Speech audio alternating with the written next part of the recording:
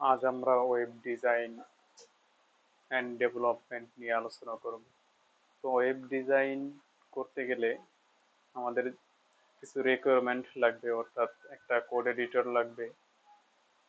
ওই কোড এডিটরের মাধ্যমে আমরা কোড করে আমরা একটা ওয়েবসাইটকে ডিজাইন করতে পারবো। তার সাথে সাথে জানা জরুরি যে আসলে ওয়েব সাইট কি বা ওয়েব পেজ কি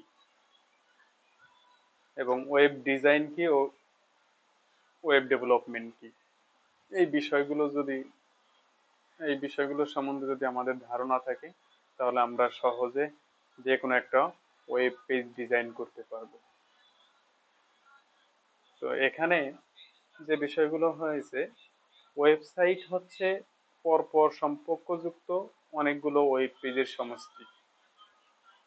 আর এই ওয়েব পেজের এক একটা পেজ হচ্ছে ওয়েব পেজ, যেখানে মাল্টিমিডিয়া কন্টেন্ট গুলো সংযুক্ত থাকে, যেমন text, image, audio, video, animation ইত্যাদি, যা ডোমেইনের মাধ্যমে আমরা ওয়েব সার্ভারে হোস্টিং করে রাখি বা ওয়েব সার্ভারে জমা রাখি। সেখান থেকে যে কোনো ব্রাউজারের মাধ্যমে আমরা অ্যাক্সেস করে থাকি। তো ওয়েবসাইটের প্রথমে আমরা যে পেজটা দেখতে পাই, সেই পেজটাকে বলা হয় home page. Website design এবং ডেভেলপমেন্ট করতে গেলে আরেকটা বিষয় নিয়ে ধারণা থাকা উচিত, যেটা হচ্ছে ওয়েব টেকনোলজি। ওয়েব টেকনোলজি বলতে বোঝাচ্ছে যে এমন একটি টেকনোলজিকে বোঝায় যার মাধ্যমে কম্পিউটারের মার্কআপ ল্যাঙ্গুয়েজ গুলো এবং মাল্টিমিডিয়া প্যাকেজ গুলোর মাধ্যমে একে অপরে যোগাযোগ করে। আর এটি হোস্টিং করা থাকে, অর্থাৎ হোস্টিং করা তথ্যগুলো আদান প্রদানের বা হোস্টিং করা তথ্যগুলোর সাথে যোগাযোগ করার একটা উপায়। তো এই ওয়েব টেকনোলজিতে কিছু শ্রেণীতে ভাগ করা হয়। এক নাম্বার হচ্ছে ডব্লিউ অর্থাৎ ওয়ার্ল্ড ওয়াইড ওয়েব, যেখানে হাইপার টেক্সট মার্কআপ ল্যাঙ্গুয়েজ বা HTTP hyper text transfer protocol ব্যবহার করা হয়। আরেকটা বিষয় রয়েছে দ্বিতীয় নাম্বার, যেটা হচ্ছে ওয়েব ব্রাউজার।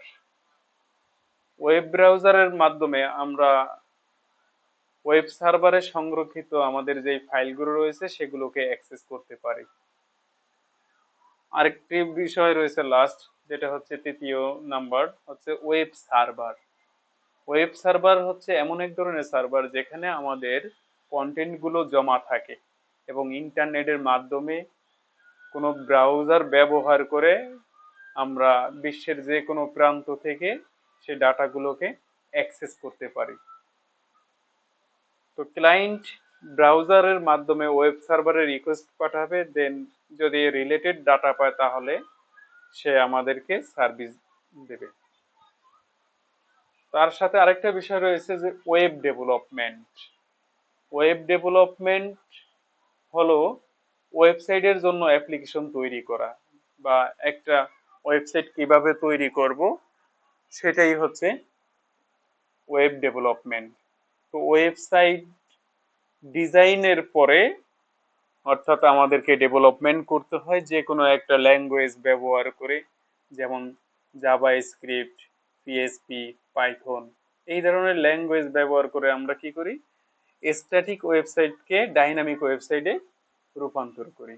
আর শুধুমাত্র এইচটিএমএল এবং সিএসএস ব্যবহার করে আমরা যে ওয়েব পেজ ডিজাইন করি সেটা হচ্ছে স্ট্যাটিক ওয়েবসাইট।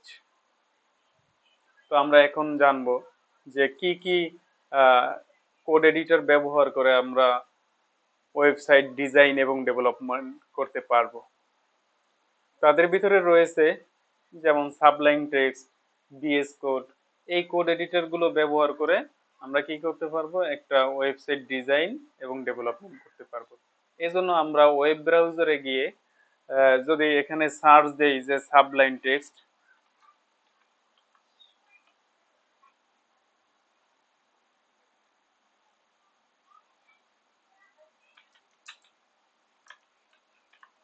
তাহলে আমাদেরকে সাবলাইন টেক্সটের ওয়েবসাইটে নিয়ে যাবে। এখানে গিয়ে আমরা ডাউনলোড ফর উইন্ডোজ এখানে ক্লিক করলে আমাদের যেই ওয়েব পেজটি রয়েছে, যেই কোড এডিটরটি রয়েছে সাবলাইন টেক্সট, সেটা ডাউনলোড হবে এবং সেখান থেকে আমরা কি করতে পারবো, ইনস্টল করতে পারবো।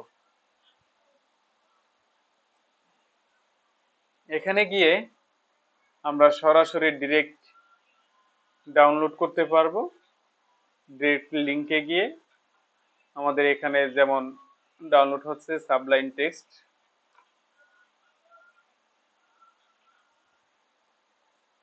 ডাউনলোড হয়ে যাওয়ার পরে আমরা এটাকে ইনস্টল করব। একটু ডাউনলোড হওয়ার জন্য সময় নেবে। তো আমাদের এখানে এখনো ডাউনলোড হচ্ছে। ডাউনলোডের পরে আমরা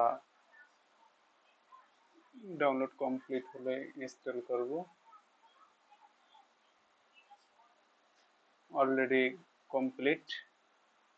দেন আমরা ডাউনলোড ফোল্ডারে যাব।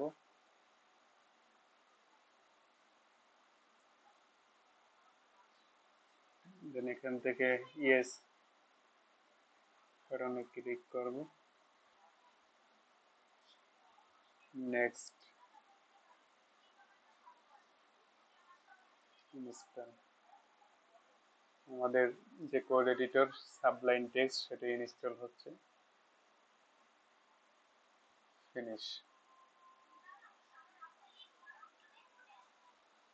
তো আমরা এখন কোড এডিটরটি ওপেন করব। এজন্য স্টার্ট মেনুতে গিয়ে প্রোগ্রাম, অল প্রোগ্রামে আমরা এখানে দেখতে পাচ্ছি সাবলাইন টেক্সট। সাবলাইন টেক্সটে ক্লিক করলে সাবলাইন টেক্সটটি ওপেন হবে।